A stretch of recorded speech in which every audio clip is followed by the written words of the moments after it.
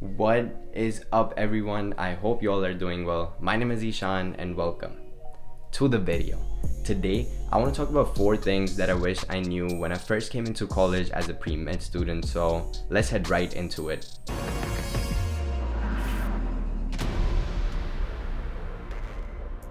Number 1, building connections with professors early on. Now, your professors are not only going to be your biggest advocates in your in-class learning, but even outside of your academic setting, they're going to be their biggest advocates in your professional and career development because, man, they've been in the field for years and they've done some really crazy stuff in terms of their research and their experiences, and you can learn a lot from them. And going forward, when you apply for things like REUs, research programs, all those kinds of things, you're going to need recommendation letters, and the sooner you start building your connections with your professors, the better they'll be able to write that letter of recommendation for you because they're going to know you in class and outside of class. Also, if you came into college without any prior scientific research experience like me, then your professors are also going to be a pivotal resource in helping you find that first research opportunity either on campus or off campus. Anyways, I just took a shower after my morning workout and I'm gonna go cook some food before I head into my work for the day, but I'm gonna keep the video rolling and I'm gonna give you all the second thing real soon. The second thing that I wish I knew when I first came in as a pre-med student was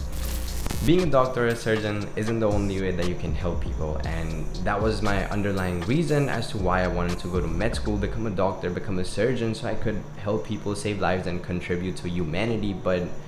until I came to Wheaton, I didn't realize that that's not the only way to go about in order to help people and contribute to the human world, but there's also a whole lot of other paths that you can take to do that, and you shouldn't think that that's the only way to go if you just want to help people, and in order to do that you just have to be a doctor or a surgeon, because you can be a lot of other things and still help people and contribute to humanity.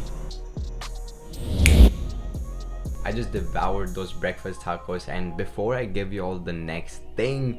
I have a confession to make. I'm actually not a pre-med student anymore, and even though I have my requirements in terms of the courses for the pre-med track, I actually ended up deciding to make a transition during my sophomore year while I was at Wheaton.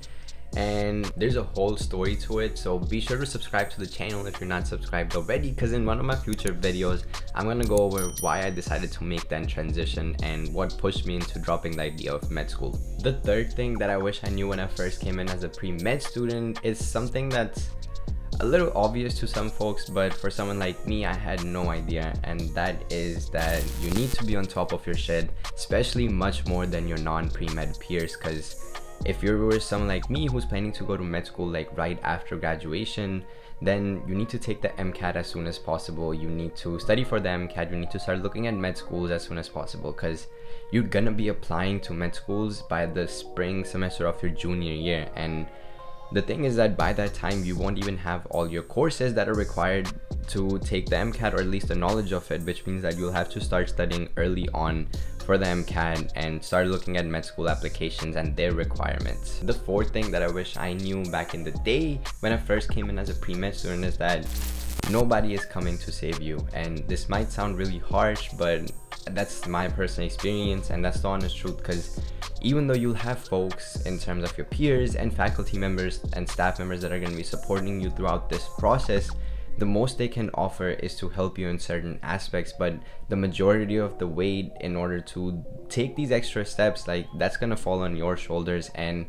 nobody is going to be holding your hand throughout that process to go from A to Z, but you'll have to navigate this path pretty much on your own. Anyways, those are the 4 things that I wish I knew when I first came into undergrad as a pre-med student, and there's actually probably many more of these, so if you want to see another video on this, be sure to let me know in the comments below. And if you made it this far into the video, I just want to say I appreciate you so much and thank you for tuning in. Be sure to hit that like button if you got something out of the video, and if you watched this far, what are you doing, man? Hit that subscribe button and turn on notifications, because I release 2 new videos every single week, and I will catch all of y'all in the next video.